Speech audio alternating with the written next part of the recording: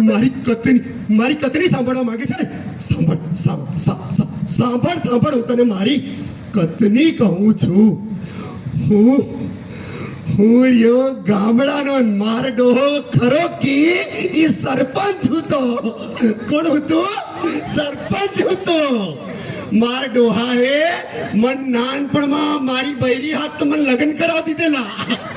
હવે થાયું એવું કે મન માર ડોહો ભારી રૂપિયા વાળો ઢીંગલા ખરા કી ભારી ઢીંગલા વાળો આમ એમ તો માર ડોહો એટલે જ ખબર કે મારો બા એટલે માર ડોહો મન કે તારી બાયડીને લેવા જવાનું એમ કે એટલે મેં કીધું હારું એમ તો મન કે મેં કીધું હારું જવાનું.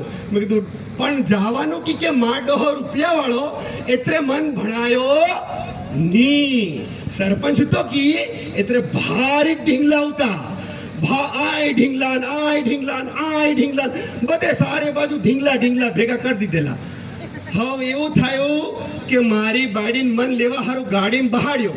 પણ અમારી પાસે કોઈ ગાડી હોતી નહીં. પેલી સાર પેડાવાળી આવે કે ડ્રાઈવર હાથે મન બહાડ દીધો. ડ્રાઈવર ગાડી ચલાવે કે તો ખબર નહીં કે દાંડિયા જેવું હતું. થોડીક વારમાં એમ હલાવે હારો હું તો ભારી કંટાળી ગયો. અને માર ડોહો સરપંચ એટલે દૂધ તો ભારી પીવડાવે મન પાછો. ડોબીઓ એટલે ભેંસીઓ ભારી હાવ. તો એમ થયું કે એ થાતેલું એ થોડીક વારમાં છે ને એને કંઈક પેલી એમ લાગ્યું એ જાતો રહ્યો. અને ફેર આવીને મને પૂછે થોડીક વારમાં એમ ભાળે આવીને મને પૂછે. મેં કીધું હું ભાળી રહ્યા? તો કે આ પેલું ગિયર હતો ને ગિયર કાં ગયો? તો મેં કીધું હું કે પેલું હું આમામ કરતેલો કી. મેં કીધું તમે આમામ કરતેલા નહીં નીકળતે મેં નીકાળીને ફગાવી દીધું. મેં કીધું એટલે હવે જેમ તેમ કરી અને હું રેલવે સ્ટેશન પર ગયો. રેલવે સ્ટેશન પર આમ બહી ગયો. ભારત મને આવડે નહીં, હિન્દી હતી નહીં આવડે, ગુજરાતી હતી નહીં આવડે. ગુજરાતી થોડુંક બોલી લઈએ અમે કારણ કે આયા ખરી કી એ થોડુંક મને ભણાવે એમ. તો અહીં જઈને બટો એટલે મને મારા બાપાએ કીધેલું કે ઉપરથી ધુમાડો નીકળતી એક ગાડી આવે અને તારે બાહી જવાનું. તો એ પેલો કાળું કપડું પહેરી અને ફુશુક કરતો જઈને મેં કીધું મારી ગાડી આવી ગઈ એમ કરીને ભાઈ ટીટીએ મને ભારી માર્યો. હવે જેમ તેમ કરી અને ફેર મારી બાયડીના ગામે જ જાતો રહ્યો હું. હવે જાય એ તઈ છે ને પેલું પાન આવે કે હોટિયા લાલ થાય જાય એ પાન ખાધેલું. અને મન કે પિસ્કારી નહીં મારવાની એમ કે. મેં કીધું પિસ્કારી કાં મારવાની? કે એમ જવાનું. એક લાલ ડબ્બો આવે ઉપર કાળું બટન ઓહે એમ દબાવવાનું. પિસ્કારી ઢાંકણું ખુલે અને પિસ્કારી માર દેવાની.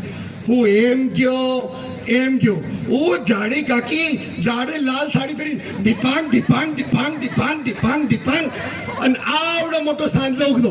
મેં કીધું મારા ડબ્બો મળ્યો એમ કરીને ગયો. એની પાસે કઈ ફીસ દઈને દબાવ્યું એ સિલાઈને મેં પિસ્કારી માર દીધી. ઓ જાડી કાકી મારા ઉપર ભરી ગઈ.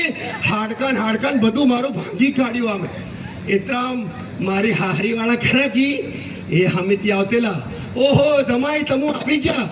કાં આવી ગયા? બધા મારી અને મન ભૂત બનાવી દીધેલો. મેં કીધું તો ફેર જેમ તેમ કરીને જમાઈને બાયડીને લઈને ઘેર આવી ગયો. હવે મારી બાયડી થઈ ગઈ એ પેલી વિદેશમાં રહે એટલે એ થોડું ઇંગ્લિશ ને હિન્દી ને બધું બોલે. એકદમ તળાવમાં આમ ભાળ્યું તો ફરવા લઈ ગયો. એ આગળ ચાલે ને હું પછાડી અને મારી પછાડી બધા ગામવાળા આતરું પહેરેલું એમ.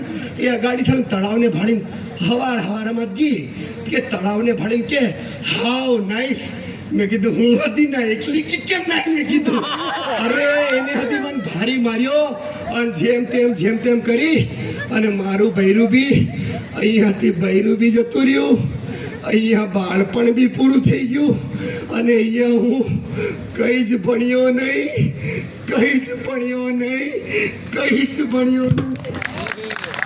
બંધ કરો આ તાળીઓનો ગડગડાટ, નથી જોઈતો મારે આ તાળીઓનો ગડગડાટ. હું એક બાળક છું, હું ભણવા માંગુ છું. તમે ભણો, મને ભણાવો અને આવા અભણ આદિવાસી ગરીબ બાળકોને પણ તમે ભણાવો. આ જ મારો સંદેશ છે. અંતમાં ખાલી હું એટલું જ કહીશ. Thank you so much sir. અંતમાં ખાલી હું એટલું જ કહીશ કે ભૂલમાં પણ જો કોઈ ભૂલ થઈ હોય તો ભૂલ સમજીને ભૂલાવી દેજો ભૂલને. ભૂલમાં પણ જો કોઈ ભૂલ થઈ હોય તો ભૂલ સમજીને ભૂલાવી દેજો ભૂલને. ભૂલાવજો ખાલી ભૂલને, ભૂલથી આ દાહોદ જિલ્લાને ન ભૂલાવી દેતા. Thank you so much sir.